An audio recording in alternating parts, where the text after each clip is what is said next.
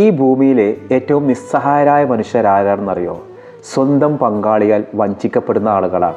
എന്തിനാണ് സ്വന്തം ഭർത്താവിനെ വഞ്ചിക്കുന്നത്, സ്വന്തം ഭാര്യയെ വഞ്ചിക്കുന്നത്? ഇപ്പോൾ തിരുവനന്തപുരം കഠിനംകുളത്ത് ആതിര എന്ന് പേരുള്ള ഒരു യുവതി സ്വന്തം ഭർത്താവിനെ വഞ്ചിച്ച് റീൽസിൽ പരിചയപ്പെട്ട ഒരാളായിട്ട് ഭയങ്കര പ്രണയത്തിലായി. അയാളെ കൂടെ പലയിടങ്ങളിലും പോകും, സാമ്പത്തികമായിട്ട് സഹായിക്കും. ഒടുവിൽ എന്താ സംഭവിച്ചത്? അതേ സുഹൃത്ത് തന്നെ ജോൺസൺ ഔസേപ്പ് എന്നു പേരുള്ള ആ എറണാകുളംകാരൻ ആ യുവതിയെ അതിക്രൂരമായിട്ട് കൊലപ്പെടുത്തി. ചില ആളുകൾക്ക് സ്വന്തം പങ്കാളിയെ വഞ്ചിച്ച് ഒരാളോട് പ്രണയത്തിലാവാൻ യാതൊരുവിധ മനസാക്ഷിക്കുത്തും ഉണ്ടാവില്ല.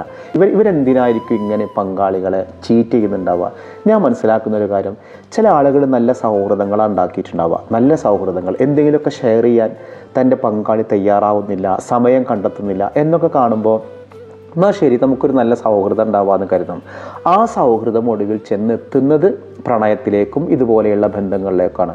പിന്നെ ചില ആളുകൾ ഇങ്ങനെ ഒരു റിലേഷൻഷിപ്പ് ഉണ്ടാവണം തന്നെ കരുതിയിട്ട് ആരോടെങ്കിലും റിലേഷൻഷിപ്പ് ഉണ്ടാക്കും. മറ്റൊരു പ്രശ്നങ്ങളുമില്ല, ഇങ്ങനെ അവിഹിതമായുള്ള ബന്ധങ്ങൾ ഉണ്ടാക്കുന്നില്ല, എന്തൊക്കെ സംതൃപ്തി കാണുന്ന ആളുകളുണ്ട്. അത്തരം ആളുകളും ഇതിലേക്ക് ചെന്നെത്തലുണ്ട്.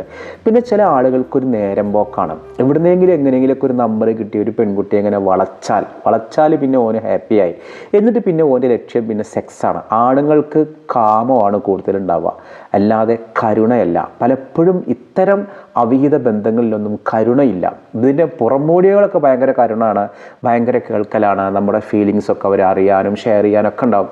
പക്ഷേ ചെന്നെത്തുന്നത് ഇത് ഒരു കാമത്തിലാണ്. ഇത് തന്നെ പലപ്പോഴും ആണുങ്ങളിത് മിസ്യൂസ് ചെയ്യും. സ്ത്രീകളോ ഇതിൻ്റെ ഹതഭാഗ്യരായ ആളുകളായിട്ട് മാറും. അപ്പോൾ ഇത്തരത്തിലുള്ള മെരിറ്റൽ അഫെയറുകൾ ഒരിക്കലും ശാശ്വതമായ സന്തോഷം നൽകുന്നില്ല.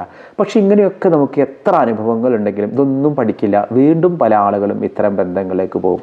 സോഷ്യൽ മീഡിയ എന്നുള്ളത് ഒരു തെറ്റായ പ്രവണതയല്ല. നമുക്കതിലൊരുപാട് ഗുണങ്ങളുണ്ട്, എൻ്റർടൈൻമെൻ്റ് ഉണ്ട്. പക്ഷേ അത് നമ്മുടെ സന്തോഷവും നമ്മുടെ മനസ്സമാധാനവും തകർക്കുന്നതാവരുത്.